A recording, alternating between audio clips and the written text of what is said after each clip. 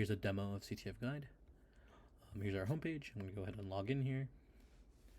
And then I'm going to use the account that I provided you guys. So I think I did CTFGuide. Sign in here. So now right away we're greeted with this dashboard. So this is like what the currently this is what we've already shipped, and it's more focused on individualized learning, right? So you have your dashboard, you have some getting started articles, you have your insights.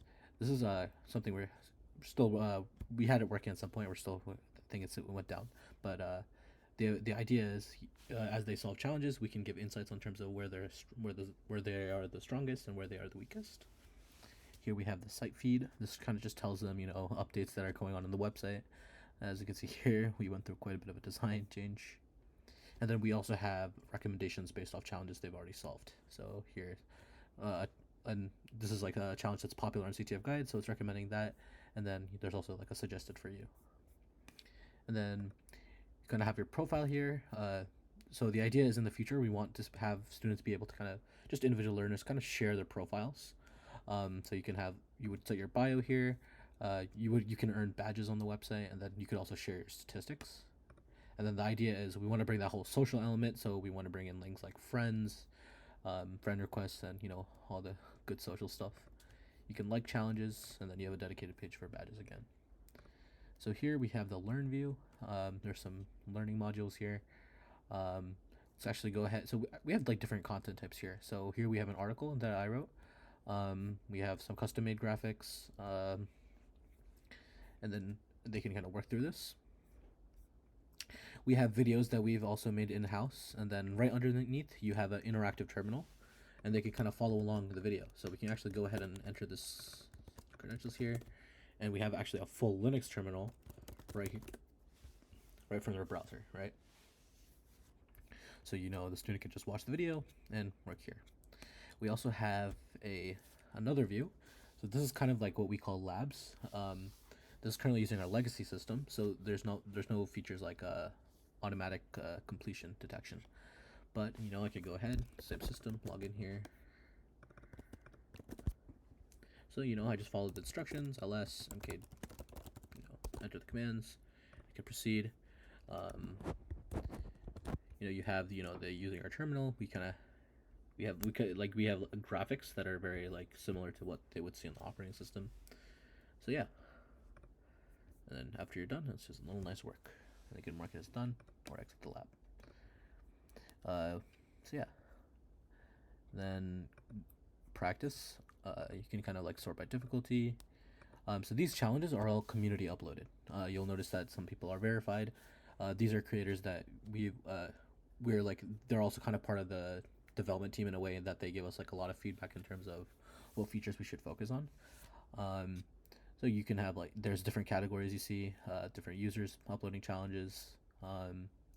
What you'll often see is you'll see some challenges, or a lot of challenges, are made by the same author, and this is because typically the reason they even have a CTFGuide account is to just post their challenges, and they can also share it with their their clubs or their groups.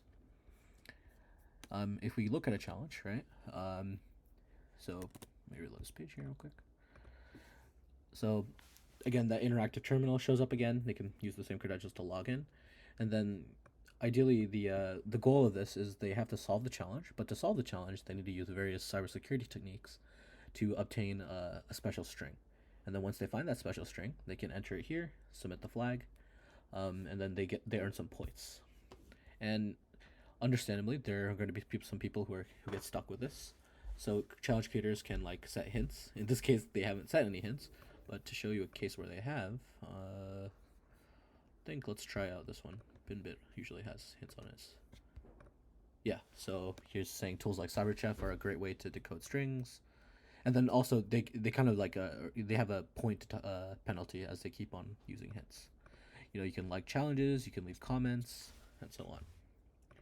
So the way that they create challenges is on the creator dashboard here. So you have just to kind of keep challenge creators uploading, we have a little metrics page where we say your impact on cybersecurity education. And here we have all their stats. They can go ahead and create a challenge. It's a full markdown thing. and then they can just enter their hints and then send for approval, and then we have an app for the moderation team that they can just go in and approve a challenge, and then it'll be featured on our website. And then groups is what the feature we've written about it in the app, so you will get a better understanding. But this is something what we're launching pretty soon. Here, this page actually it's interesting because this construction page was constructed back when groups was supposed to be just something for CTF teams instead of like institutions. So that's why the groups page is a little different.